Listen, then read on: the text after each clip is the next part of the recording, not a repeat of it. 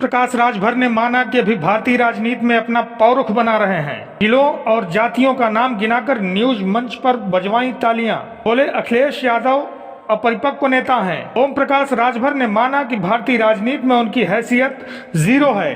TV conclave में ओम प्रकाश राजभर ने माना कि वो चुनावी मौसम वैज्ञानिक हैं। कहा कि मैं हमेशा तोड़ जोड़ में लगा रहता हूं। अपने बारे में कहा कि चुनाव आने पर यह देखा जाएगा कि मैं किधर जाऊंगा।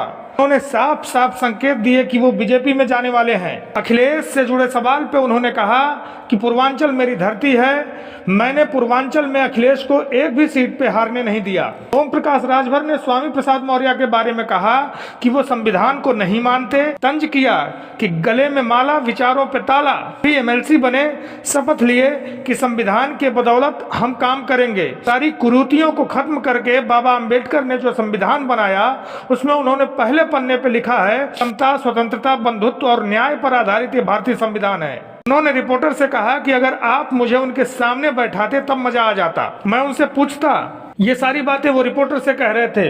बसपा और बीजेपी में उन्हें कुछ याद नहीं आया।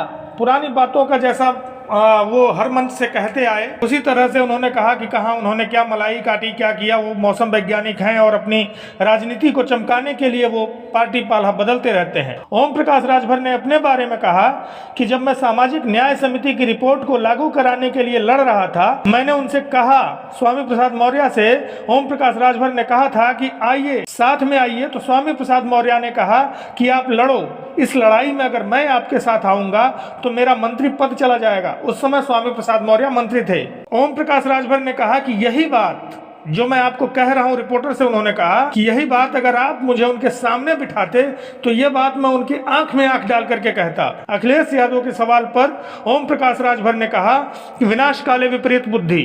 ओम प्रकाश राजभर ने दावा किया सपा दो धड़ों में बट गई है, एक धड़ा सपा को हराएगा और एक धड़ा बीजेपी को जिताएगा। जाति जनगणना के सवाल पर वो अखिलेश के साथ खड़े आए, लेकिन क्रेडिट खुद लेते नजर आए। उन्होंने बताया कि 20 साल से मैं आवाज उठा रहा हूं। महाराजा सुहेलदेव जी को पहले भारत में शायद 5% लोग जानते थे, लेकिन मेरे आवाज उठाने के कारण, राजभर समाज को उनकी आवाजों को बुलंद करने के कारण आज देश में तमाम लोग महाराजा सुहेलदेव जी को जान गए हैं।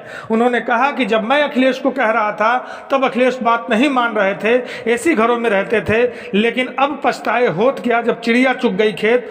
अब जो है फिफिया के इधर उधर भाग रहे हैं। ये आने वाला समय बताएगा कि अखिलेश यादव की मेहनत कितना रंग लाएगी। रिपोर्टर ने पूछा कि आप लोग जातियों को बांट करके फूट डालो, शासन करो वाली नीति पे काम करते हैं, आप जातियों को बांटना क्यों चाहते हैं? तो ओम प्रकाश राजभर ने कहा कि जातियां अगर देश से खत्म हो जाएं तो ये बहुत अच्छा पहल होगा और इसके लिए सरकार को सबसे पहले तहसील में जो जाति प्रमाण पत्र बांटे जाते हैं उस पर रोक लगानी चाहिए और जातियों को खत्म कर देना चाहिए। फिलहाल इस खबर में इतना ही। आप अपना ख्याल रखें। धन्यवाद।